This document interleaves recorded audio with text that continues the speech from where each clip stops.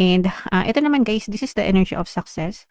Ito guys, sa-success yung iba sa inyo kasi meron kayong good karma, magtatamasa kayo ng good karma. At saka kung meron kayong mga binabalak guys na mag-abroad or movement, no? Ito yung pag-abroad or movement, mga kapiksi. So kung pag sinabing movement guys, kung lilipat kayo ng trabaho or lilipat kayo ng ibang bansa or kung lilipat kayo ng pinagkakakitaan. Kunwari dati nagtatrabaho ka, ngayon gusto mo ng magnegosyo, yung mga gano'n, na some kind of movement. Pero calling mo 'to guys 'no, parang ito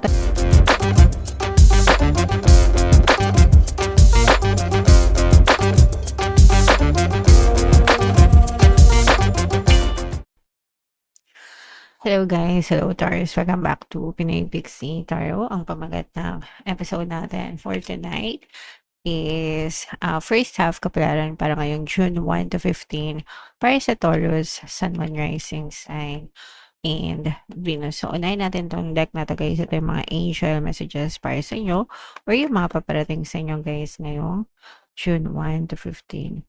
So, eto guys, ibig sabihin nito, memory, magtanim kayo ng mga maraming memories kasama yung mga mahal natin sa buhay, mga kapiksi, kasi lahat tayo may expiration, nakikiraan lang tayo sa mundo na to, and it's either mauna tayo or mauna sila sa buhay na to. So, and kapag nangyari yon, at least may mga memories kayo na babalik-balikan, guys, okay? So, importante yan, magtanim ng mga magagandang memories palagi, Taurus.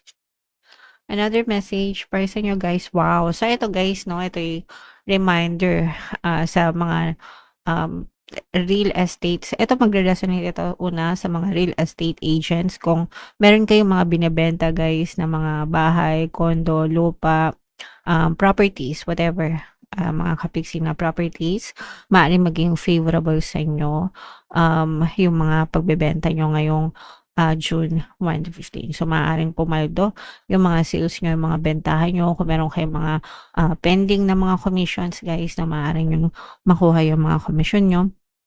Yung iba naman sa inyo guys, kung kayo ay nag-i-invest, no, sa real estate, may mga properties kayo, let's say, may mga apartment kayo, nagpapaupa kayo, mga Airbnbs, yan yung mga uso ngayon, mga private resorts guys, no, maaaring pumaldo din yung mga business nyo guys. And for some of you naman guys, pwedeng nakakabili na kayo ng sarili nyong property. So, pwedeng may lipat bahay din, ganyan.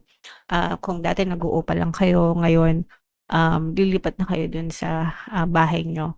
Talaga, yung sa inyo talaga na kayo na yung may-ari, mga kapiksi. Okay?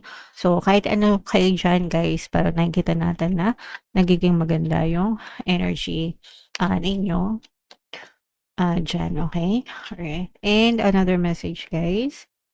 Eto naman guys 'no, maging tapat lang kayo sa mga pinagpapanata niyo. Kung meron kayong mga pinagpapanata at pinagdadasal, mga kapiksi, maaari kayong makakita ng mga movement guys. Ibig sabihin sinasagot yung mga dasal niyo, nagkakaroon na ng progreso.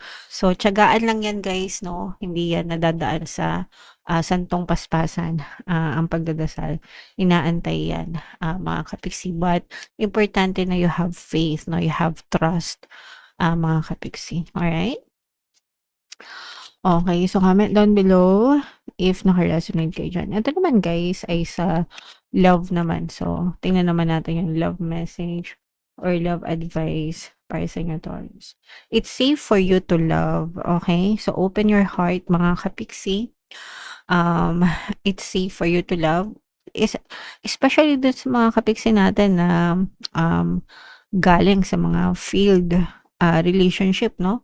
Hindi porket naging failure yung previous relationship nyo is magiging failure na yung next na relationship nyo.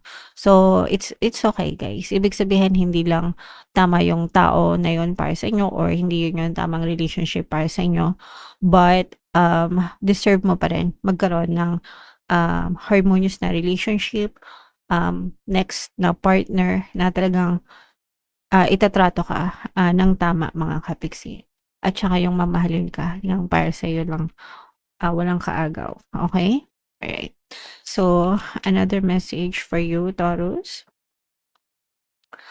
love yourself first or love yourself guys, no? Importante na meron kang pagmamahal sa sarili mo and you respect yourself guys. Ito, regardless kahit okay yung relationship nyo or hindi okay yung relationship nyo guys, dapat talaga na minamahal nyo yung sarili nyo. Kung mahal nyo yung person nyo guys, dapat mahal nyo din yung sarili nyo. So, yeah, dapat binibigay nyo rin yung pagmamahal sa sarili nyo, hindi lang puro person nyo guys, okay?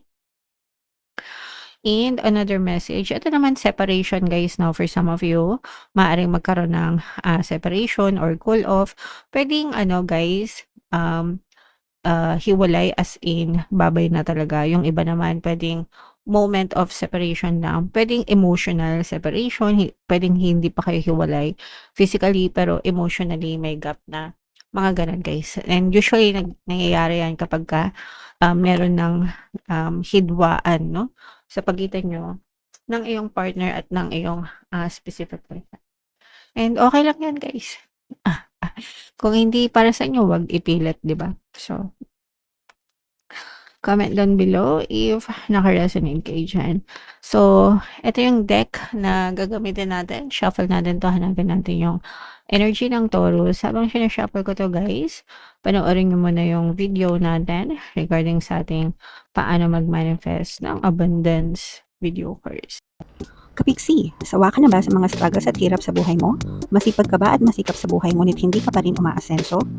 Ilang beses ka na bang nag-attempt mag-negosyo at mag-invest pero palagi ka pa rin nalulugi? Sa pagkakataon na ito ay maaaring may subconscious beliefs ka na nagiging balakid sa iyong pag-unlad at pagyaman.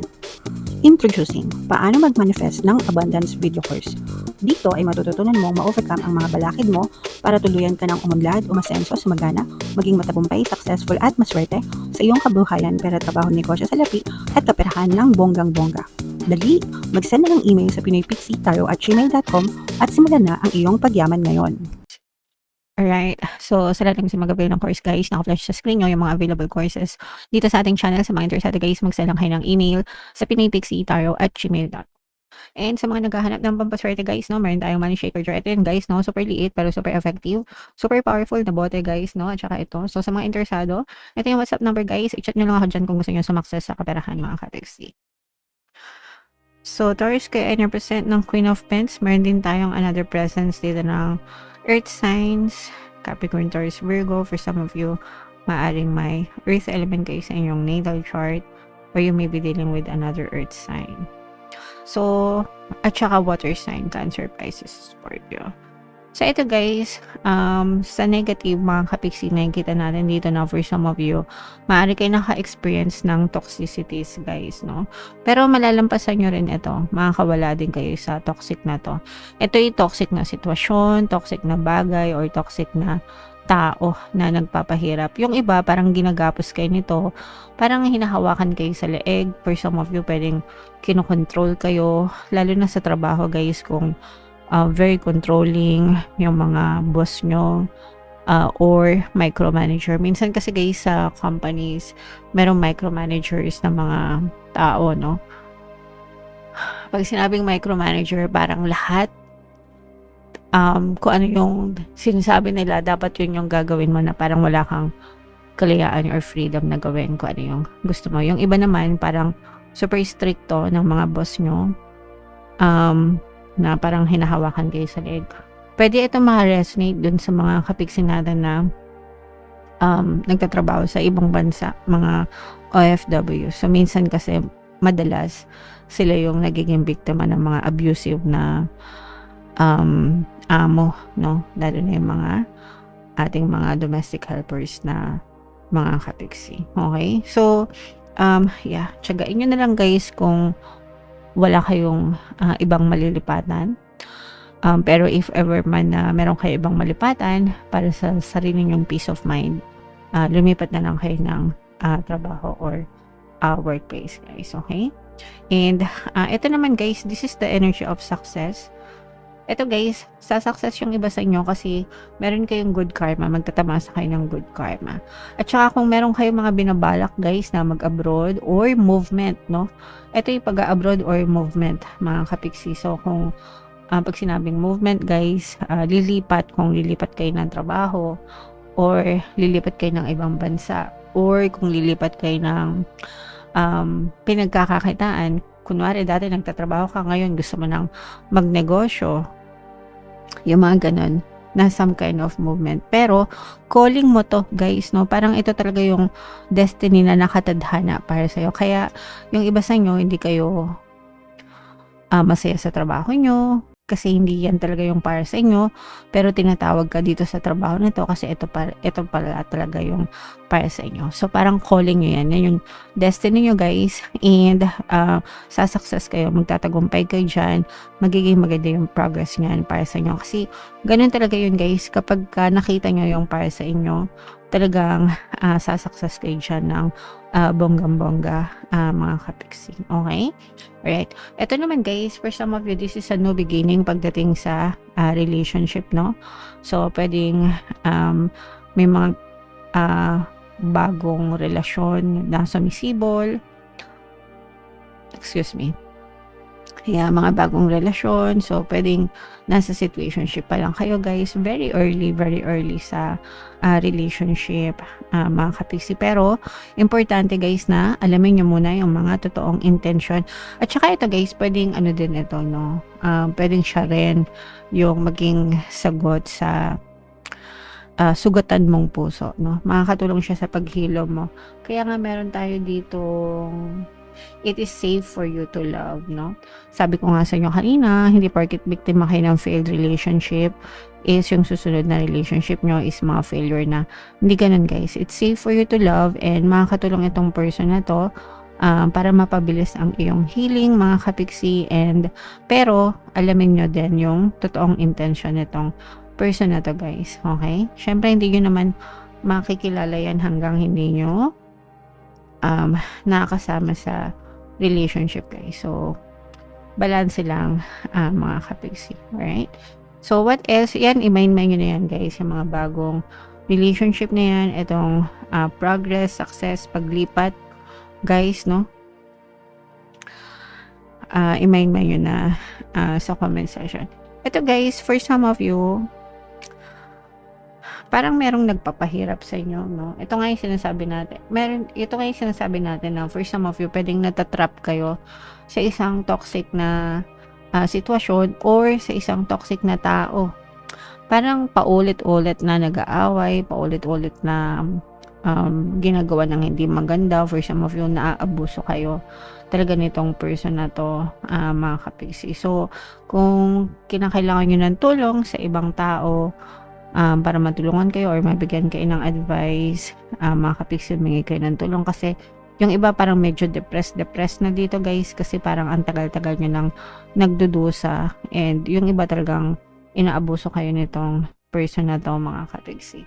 So kung meron ng abuso na nagaganap, guys, maaari kayong dumulog sa kung saan man na humingi kayo ng tulong para matapos yung mga parusa sa inyong mga kapiksi. Okay? And ito naman, guys, bibigyan kayo ng chance. Ito parang work-life balance ito, mga kapiksi, para magiging balance lang. Parang i-enjoy mo lang yung buhay mo, enjoy mo yung trabaho mo, enjoy mo yung pinagkakakitaan mo, at the same time, enjoy ka din sa buhay mo. So, work-life balance ito para sa inyo, mga kapiksi. Alright? Okay. So, yeah. Comment down below. Taurus, if feeling nyo nakaresonate kayo, lahat ng mga magaganda dito, guys, i-claim nyo na, i-mind nyo na sa comment section. And for more tarot readings, ito yung playlist nyo, ito yung ating success stories na paano mag-manifest ng abundance video course. Panoorin nyo itong video natin, guys, about money shaker jars. Thank you for liking, sharing, and subscribing. See you next time, guys. I love you all. Have a nice day. Bye-bye.